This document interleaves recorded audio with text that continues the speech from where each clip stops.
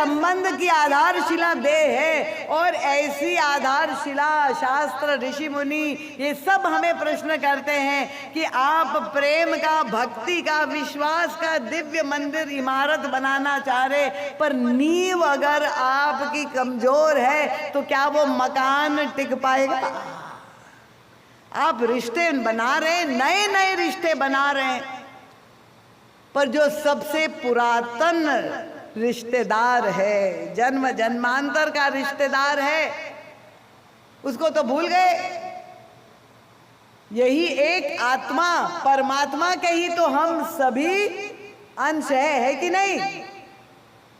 आत्मा के आधार पर हम सब एक ही है, ये अभेद वृत्ति है। पर देह की दृष्टि से आप देखें, परम पिता तो एक है, पर भेद बुद्धि कहते हैं पिता नहीं माता तो अलग है, जन्म देने वाली अलग अलग है, तो देह के नाते भेद है। और यही मैं स्व और पर का भेद, ये असंत के द्वारा जब हमें अपना और पराया का आधार ये बन जाता है, तो निश्चित रूप से हमारे जीवन में दरिद्रता मिट ही नहीं सकती। वो संबंध स्थायी कभी नहीं रह सकते हैं जिसकी नींव इतनी कमजोर हो, जो नश्वर हो, जो क्षणभंगुर हो। मैंने कल भी कथा में आपको याद दिलाया था कि ये संबंध का व्यवहार पालन जो हम कर रहे हैं वो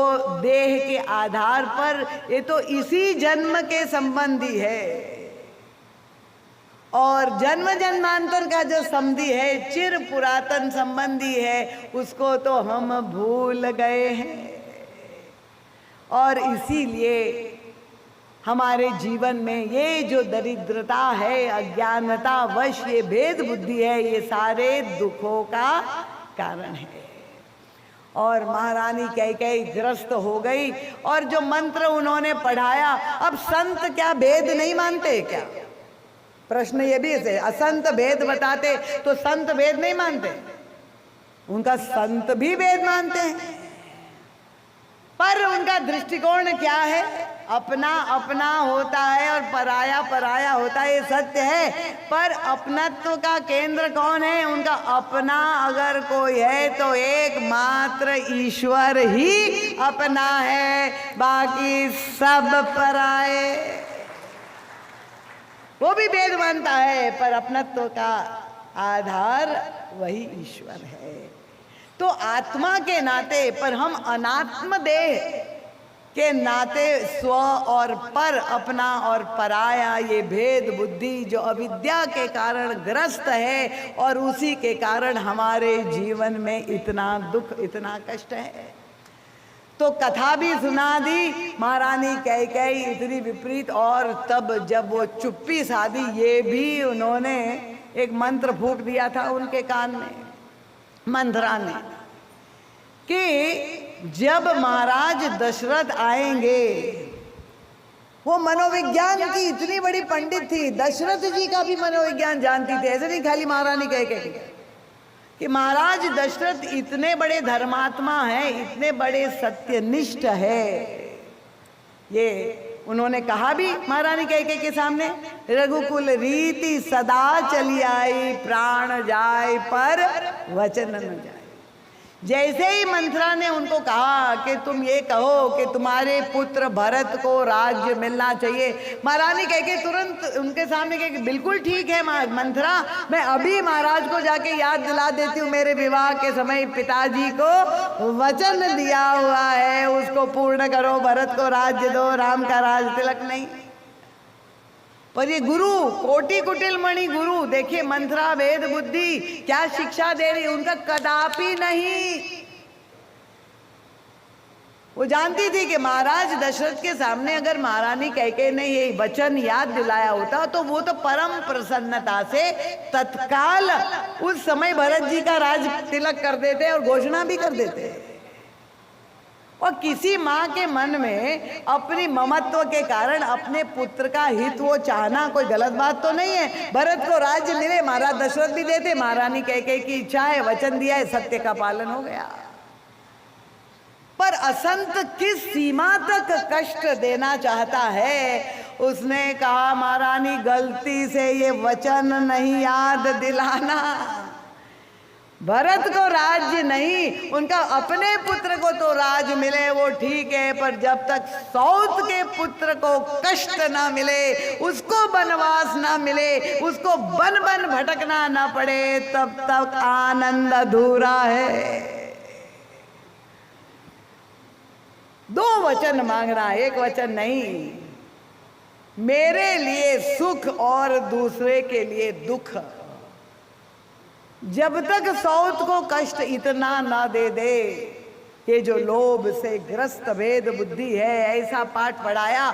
और उसने कहा इसलिए वचन नहीं, जब तक महाराज दशरथ के मुंह से राम की शपथ ना निकल जाए तब तक तुम कुछ मत बोलना। क्योंकि वो जानती थी कि महाराज दशरथ जितने बड़े सत्यवादी हैं उससे बड़े प्रेमी है। और शपथ के संदर्भ में यही माना जाता है कि अपने प्रिय की कोई शपथ नहीं लेता है। अगर झूठी शपथ ले लेते तो प्रिय का अनिष्ट हो जाता है। यद्यपि आजकल कोई भय नहीं रह गया है, लोग खूब शपथ लिया करते थे। और कोर्ट रूम में तो मैं जो कुछ कहूँगा सच कहूँगा, गीता पर हाथ रख के कहते, और झूठ के सिवा कुछ नहीं कहूँगा। ये शपथें लेते ही रहते, कोई डर नहीं रह गया। पर ये जानती थी कि महाराज दशरथ कभी झूठी शपथ नहीं लेंगे। जहाँ भूपति राम शपथ जब लाए, उसने कहा तब मांगे हो वर।